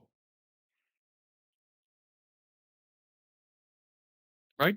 So this is the mark of a good explanation. It takes a whole bunch of edge cases that we can't explain, and in a relatively small number of words explains all of these edge cases. Right? So this is why I'm convinced.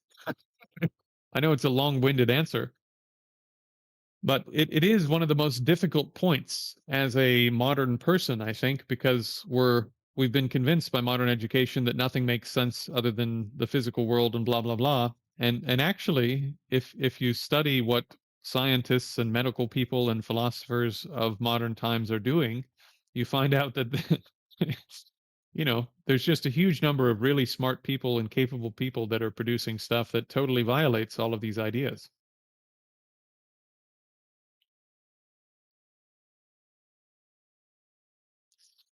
Well, Grok is also trained on Twitter, which is filled with a lot of people who think that crystals can heal your cancer and that every butterfly is a dead relative. So it doesn't surprise me at all that Grok thinks that consciousness is non-physical.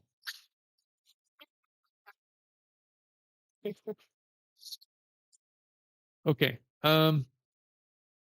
If we're consciousness, not material body, why are we not aware of consciousness which exists outside the body? Um, Probably you are. Probably you already have had some experiences that indicate that your consciousness is not simply a product of your body, but there again, if you haven't trained in stuff, it's not particularly obvious to you. Like I'm sure you've had cases where you've been, for one particular day, you're sitting there going, "I wonder what my mother is doing." And you have this feeling like, "I really want to talk to my mom today," and then she calls you right away. That's weird. And it's different. Qualitatively, the feeling of that is different from times when you're just thinking about a friend, right? It's not actually the same experience. There are times when you're like, for some reason that's weird, I'm thinking about this person that I talk to once every 2 years, and then they call me today, right? Or, you know, I don't know if any of you have had this experience, but like when I was young, this is very weird. I admit. But when I was young, I was driving home from something late at night, and there was a stop sign in my neighborhood that a lot of times I wouldn't stop at because it's the middle of the night, nobody's there, it's a tiny neighborhood, the speed limits are really, it's like a 20 mile an hour zone or whatever. There's another stop sign coming the other way. And so you kind of in California they call it a California stop. You you come up to the line and you roll through like this and you look to see if anybody's coming and then you keep going. So you slow down but you don't stop. That's a California stop. Anyway, so I was coming home late at night one night. I think it was 10:30 or something. And I was pretty tired and I was coming to the stop sign that I'd been to however many times. And I come up to the stop sign and it was literally like somebody was sitting in the car with me and they said, "Stop." And I went, "Whoa, that's weird." And so I stopped and I was like looking around. And I'm not the type of person to whom that kind of things happens, right? Like I'm not a person who gets a vision of this or whatever, right? Like that's not the kind of person I am and whatever. I'm looking back and forth. I'm 16 years old, I think. I'm looking back and forth. I don't see any lights or anything. I start to creep forward a little bit, and a car comes flying through the intersection, doesn't stop at their stop sign, probably 40 or 50 miles an hour. Here's my driver's side. They're coming like this. I would have been killed. No lights that I can remember, at least. Flying. And it was a dead sort of corner, so you couldn't see them coming until you got into the intersection.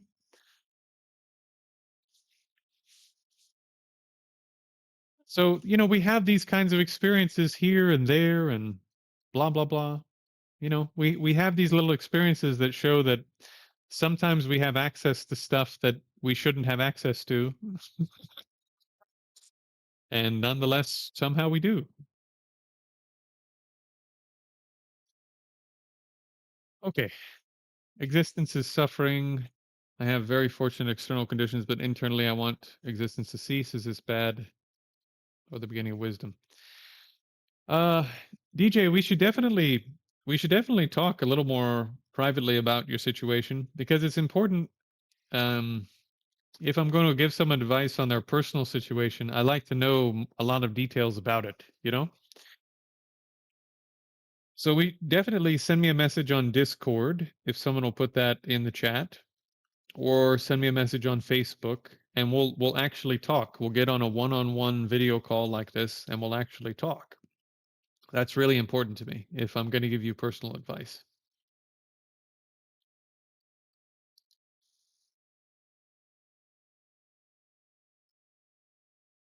You know, if you have means, if you have money, if you have extra time, it can, in some cases, you look around and you go, all of this doesn't mean that much, right? Because you think, well, I could do most of what I want to do. I could get most of what I want to get. And the more I get of all this stuff, the more I do of all this stuff that I think is what I want, the more actually I realize that none of it has any lasting meaning or value.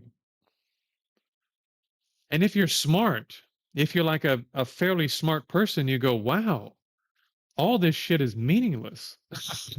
you know? So if you personally don't have something going on like the bipolar disorder or something else, right? It is possible that you're just sort of looking at the fact that pleasure never leads to the type of happiness that you really want, and you're going, wow, all of this is never giving me the type of happiness that I thought I would get when I had the nice house, when I had the good family, when I had the right amount of money in the bank, when I had the job or the business or whatever I thought I wanted. Now that I've got it all arranged in the way that I thought would make me happy, I'm not happy. This happens to a lot of people. And you're absolutely right. Sometimes people get to that point and they go, well, if this is as good as it gets and I'm unhappy, why do I want to be here? Why would what else is there to do? It's not going to get any better than this. People think like this. You're absolutely right. However, however, what's been missed, what's been missed is that if you look closely, pleasure is a type of suffering. It never fixes the problem you wanted it to fix. And the more you continuously get that same pleasure, the more it becomes boring, the more it becomes painful, the more you have to have more of it to get the same enjoyment you got the first time. It's addiction, actually. That all of that pleasurable stuff, enjoyable stuff, doesn't actually fix how you feel on the inside. And the more you do it, the more it makes it feel worse on the inside, right? So how do you fix it? How do you get out of that cycle? Well, I mean, at least according to Buddhism, if you did pass away or you took your own life or something, it doesn't get any better. You just carry on with the same bullshit and you do it all over again. you know? So there's no reason to do that. As a matter of fact, here you are with a type of mind that's sharp enough to see that about pleasure, where you're going, wow, all this pleasure is kind of meaningless. And you do hopefully have enough time, enough energy, enough resources that you could train your mind quite seriously. And if you start to train your mind quite seriously, you'll start to notice that training your mind does, within some period of time, does start to produce a meaningful sort of existence. And then as you gain more good qualities on the inside, more character that is aligned with this mental training that you're doing, like putting the interests of other beings first, and not just their temporary interests, but their long term interests. Are they going to have good health in the long term? Are they going to have the resources they need in the long term? Are they going to have the information they need in the long term? Right? With wisdom. It's good to provide them with clothing and food and water and all this in the short term too, because you don't want people to die. But are they getting those things they really need systematically so that in the long run things will be better for them?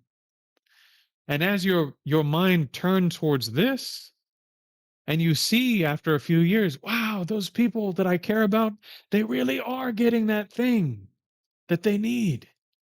Ah, there's real satisfaction in that. That's different than just getting the new sports car that you thought was, going to be great. And then after a couple months, you're like, this fucking car, I can't stand this car. Or I thought it was going to be perfect, but there's like, they put the wrong they put the wrong leather on the steering wheel or something, and now I just can't stand even looking at it. Like your mind will find something to be unhappy about. But when you're benefiting others and you're benefiting them in a real, powerful, meaningful, purposeful way, there's there's real joy and real meaning and real purpose in life. And if you're a person of means, if you're a person of resources and you can do all of that stuff, you have the potential not only to do the internal work that benefits you, but if you have resources, you have the external condition to make sure that other people have the resources, etc., that they need to do the same thing.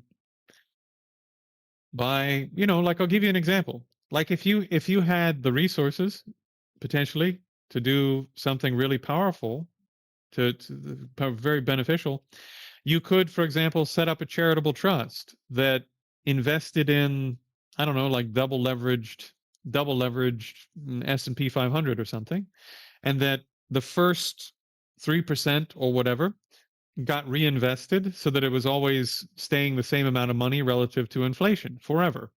Okay? Then anything that came out above that, 1%, 2%, 5%, whatever, that money got kicked over to a fund that was managed by, I don't know, in part lawyers, because you have to have lawyers involved. But then the other part was managed by people that were like a committee that would decide, okay, these people from these monasteries will get to do 1 year, 2 year, 3 year, 5 year retreats. And these funds will be used to ensure that the next generation of yogis for the next 2,500 years will always have the food, the clothing, the protection, the support, the community sort of having enough resources, etc., for all of the traditions of Tibet in India to produce another generation of great yogis. Because if they don't have the resources to do it, they won't be able to do it, right? So if you had, I don't know how much money that would take, but if you had enough money to set aside to set up this charitable trust, or you knew enough people to raise the money to do it, and it could kick out however much money was required to do something like this, it's probably less because it's in India, and maintaining yogis in retreat is not that financially demanding. But you single-handedly, if you had the resources, connections, etc., could ensure that you set up a system in which all beings who have access, for example, to the Tibetan traditions, would always have access to great yogis until the time where Buddhism went out of existence in this world. How incredible! you know, how absolutely unbelievable this would be.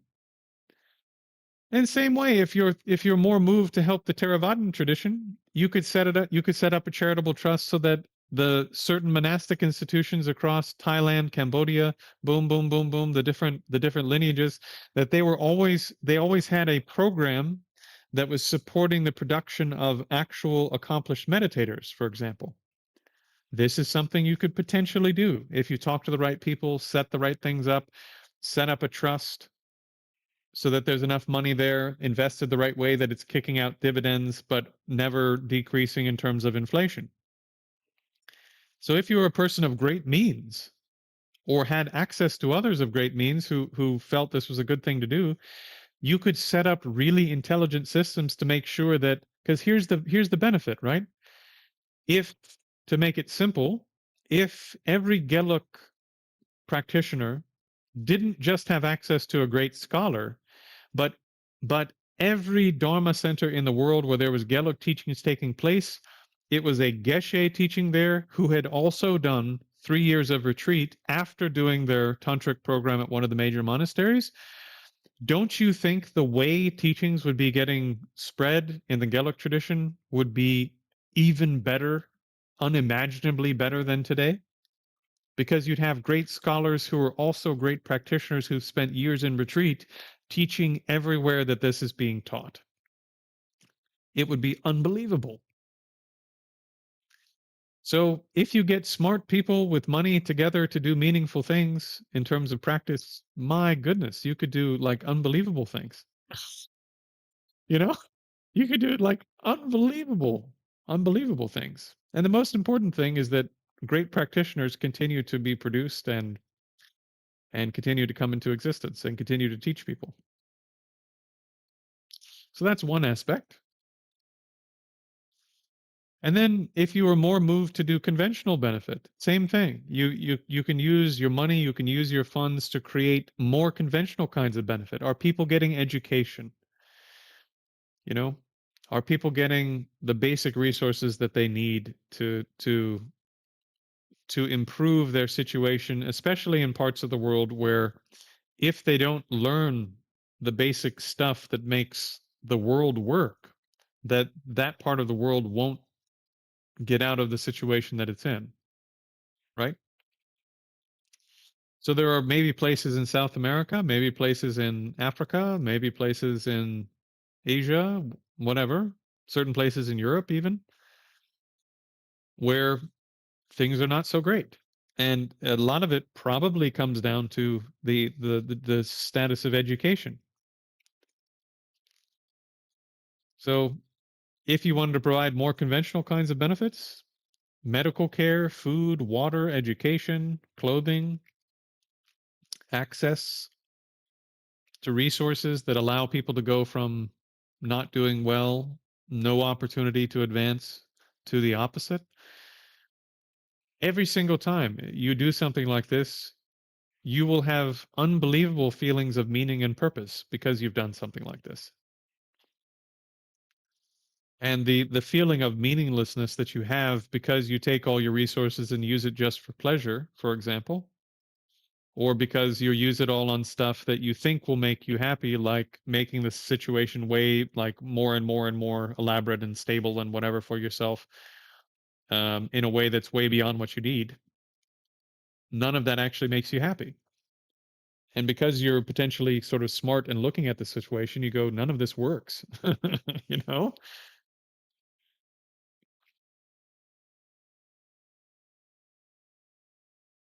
Does that help?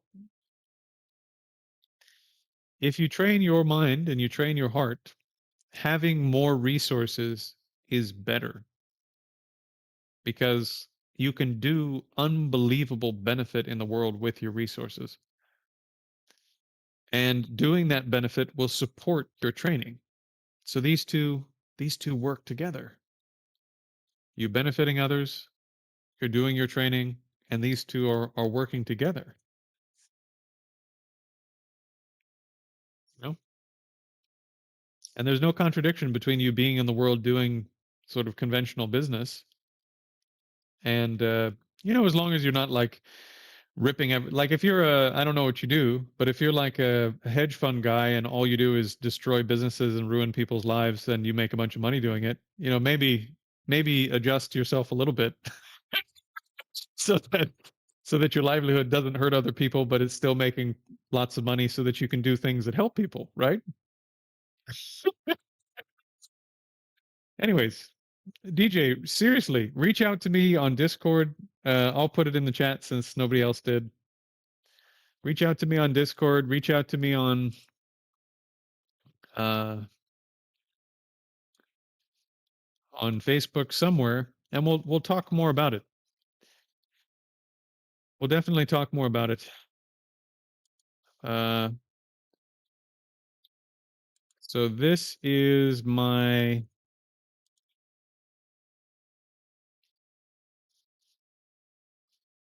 sorry. There we go. So that's my a vulture capitalist. That's the Facebook you could go to. Just add me on Facebook and we can talk there, or on Discord. I use both a fair amount. On Discord, this is the group. Uh,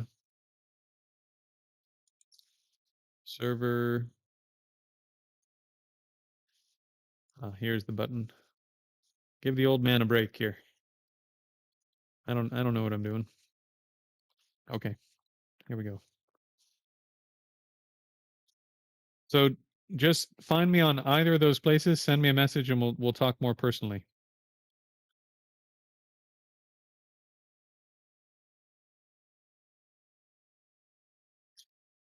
You know, Mana, uh It's really interesting to think, right? In terms of your own karma, you almost wouldn't need a great yogi to do anything for you. Like if you virtually single-handedly ensured that anyone who wants, not anyone, but like almost anyone really who looked hard would be able to find a great yogi to train with for the next 2,500 years, your good karma would be so unbelievably vast.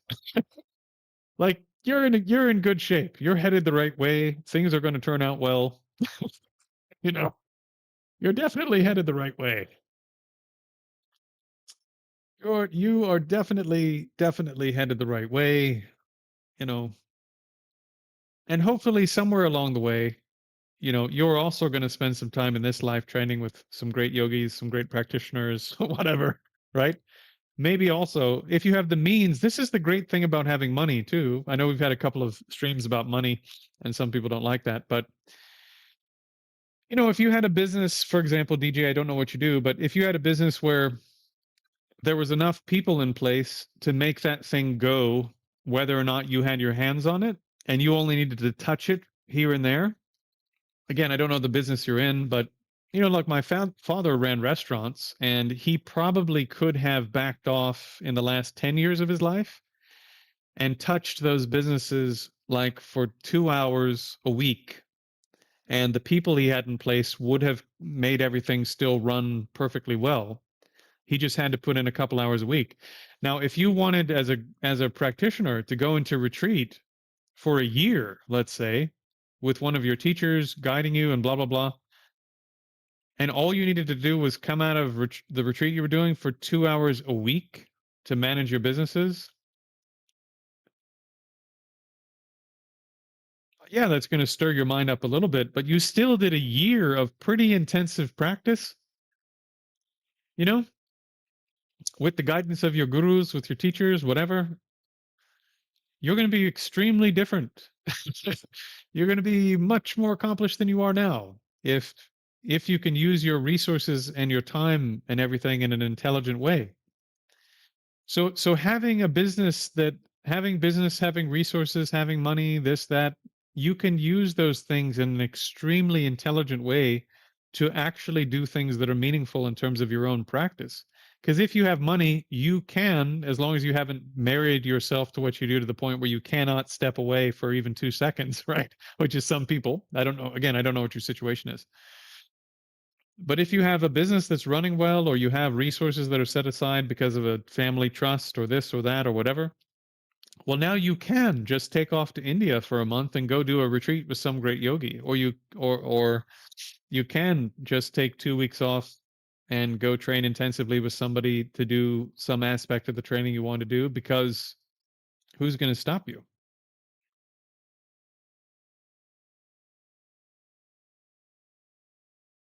Okay, so yeah, in terms of potential, if you carried on with the engineering career, and you went down the road of I'm like, if you invented, I don't know, a patent for a new whatever, and it was like something extremely important for Apple, and they bought it from you for 10 million bucks, this would this would provide you with enough resources to do whatever you wanted in terms of in terms of your practice, you know. I mean, this is the thing that I think people get a little bit wrong in modern times. Is like, actually, you should take your career, if you're a lay practitioner, you should take it seriously and become extremely competent in the area that you're in. Because as an engineer, for example, you could be very beneficial with those skills and the resources you gain from your career. You could be very beneficial to people who need engineering knowledge for their projects in India, or for this or for that or whatever. And then in terms of the money you make from it, that money could be used to fund you doing all of these training things that you want to do. This is really important. If you're not going to become a monk or a nun and you're not going to move into a cave, if you have a good career where you make a lot of money, you can use that money to do a lot of training because it takes money to fly to India. It takes money to fly to Nepal. It takes money to fly to Cambodia or Thailand or whatever and to train with great teachers that are live in these places. It does. It takes resources. And then if you have a heart also, then you have all these opportunities to benefit people with those resources. According to the Buddha even. Like one of the great things you can do is you can benefit your parents, says the Buddha, and your household and your children and your friends. And then in addition to this, in the wider community, all of the people who don't have those resources but would like to be able to train in the Dharma, for example, if you're making 100,000 or 200,000 a year and you only need 80 of it living in New York as an engineer or something, or 100 of it, well, now you have 100 extra grand that I mean, that alone could probably put like 400 monks living in Nepal into 3-year retreat and support every aspect of their training for 3 years or whatever. You see what I mean? And that's just 1 year of your income. And then you'd still have enough with that income to go and travel and do a month of retreat yourself. It's like an unbelievable opportunity in terms of generating good karma, merit, real beneficial things in the world. So there's nothing wrong with having, if you want to become a monk, definitely do that. Okay, good night. Good night, Wombat. Good night. Good night. If you want to become a monk or a nun, definitely go do that. But if you're sort of like on the fence and some part of you is like really invested in being in the world, and there's you're really not convinced that you're going to go, like, even if you become a monk or a nun, you know that they have people in the monasteries, monks and nuns, who they have knowledge in a certain area that benefits the monastery. They don't just sit around meditating all day. Good night, Hans. So if you had your engineering degree and then at some point you paid off the debt from the degree or whatever after a couple of years, and then you became a monk, and now you can use your engineering skills to help all of the projects at your monastery when they're doing this or that. They don't have to hire an engineer. Fantastic. Now you, during your monastic career, you can be the engineer for the monastery. You see what I mean? So I think people think about this stuff. Not, I'm not like poking at you or anything, but people think about it sort of as a really huge dichotomy, and it's not as dichotomous as people think. You need resources even at the monastery to do stuff. It all costs money, unfortunately. The food, keeping the lights on, buying the books, painting the statues, paying the taxes from having the land that the monastery is on, blah blah blah. It all takes money. And therefore it takes lay practitioners who are making money and to support that community so that they can do more things in terms of study and practice. And there's unbelievable merit in doing this, you know? Okay. All right. Well, we've reached the bottom of the questions, and I should get a little bit of extra sleep tonight. I've been overdoing it a little bit. Been overdoing it just a bit. Uh yeah. Well, I hope this has been beneficial. I hope we did a little bit of practice today. We learned hopefully a bit about intensive breath meditation. So, take this idea that you need to remove the doubt as much as you can by actually thinking it through, and take the bit of having strong motivation and use this to generate more powerful motivation for a more powerful mind to do intensive breath. And then those of you who are doing my program sort of in its entirety, then at some point you'll start doing the other practices. And with this skill of intensive breath meditation, you'll be able to do the other practices more easily. All right. All right, my friends, dear ones.